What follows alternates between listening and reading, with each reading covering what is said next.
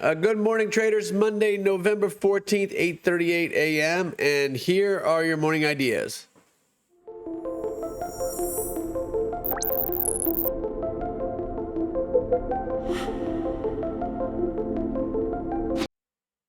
Okay, guys. So we are about to go to school here. That's why I got my son on my lap. So bear with me here while we do these ideas for the beginning of the week, starting again November 14th. You got about an hour to the open here.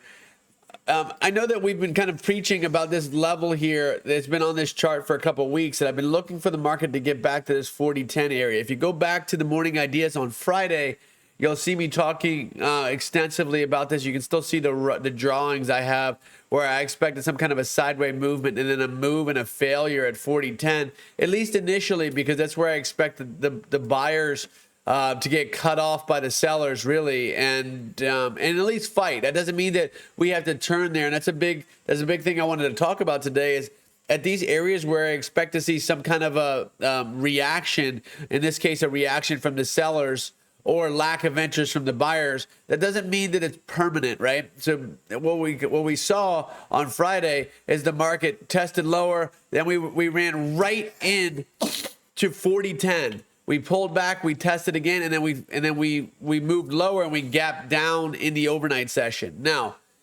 we've tested 40-10 almost at a tick. Again, you've heard me say this before. This is exactly why I like trading the ES, because it's a thicker product, and you usually get, even though they're areas, we still get pretty close to the exact prices, or as close as you're going to get compared to other products. Okay.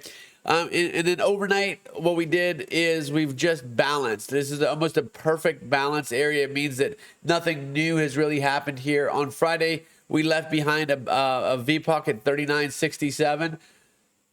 And we've left a gap from Friday where basically we closed on Friday up here at the 4,000 mark. So we're about 10 points away from that.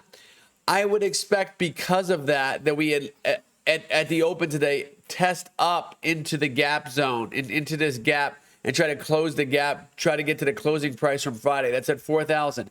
If we can move further, okay, we're still running into that 40-10, okay? 40-10 still looms large for me today.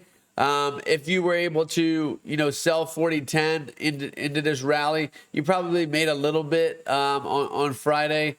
You're going to get another opportunity most likely today. I would say that we would close this gap at 4,000. We may try to squeeze up into 40-10, and that's Friday's high. You have this nice little double top on Friday's high.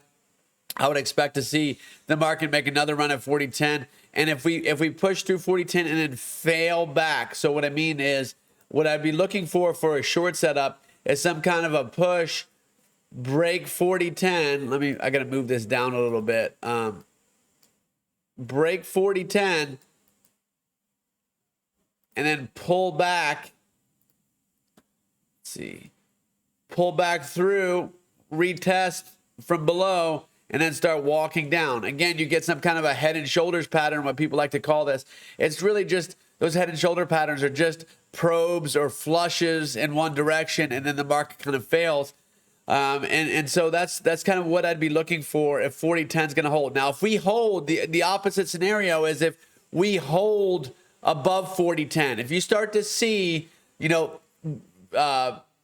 action like this, where we're actually putting in volume above 40-10, I would shelve that idea, because that likely means that we're accepting prices above 40-10. I'm looking for acceptance. If we can accept prices above 40-10, and then 40-10 to 40-30 area, we start going back and forth. That's likely setting us up for the next push higher. However, I still do think that you'll get some kind of resistance here at 40-10, or maybe look for that failure, and then the area below that I'd be looking at is for the market to really hold 3,900 if it gets back down there. We've got a big ledge of volume there. I would believe that any kind of selling would not get all the way to the scene of the news crime from last week. I think that initially we bounce from 3,900 and play some kind of a pinball between 4,000 and 3,900. Even though the volume is pretty low overnight, 69%, which is pretty, on the low 69% of the average of the last 20 days. So that's showing you very little participation in the overnight session. The good thing is we got the CPI out of the way. If we look at what's on tap this week and we go to the week, let's just do this week. You have nothing I would stop trading for.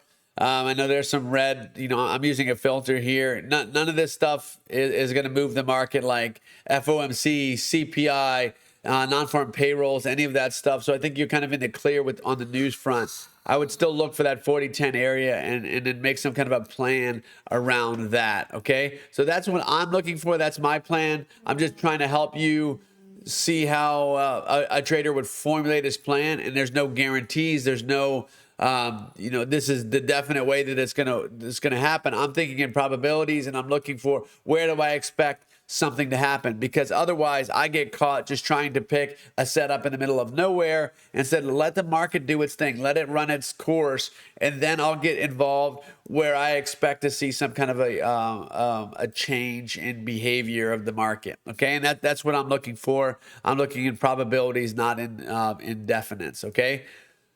So that's it for today, guys. Remember, through this week, we're still doing that World Cup promotion where all you have to do is sign up and pick a team to enter the drawing for a free pro account where you can be earning and withdrawing money right away from your pro account. So look for that video. It will be here in the recommended videos after in the exit scenes here of this video. Okay, have a great day, guys. Let us know if you have any questions about this or the promo.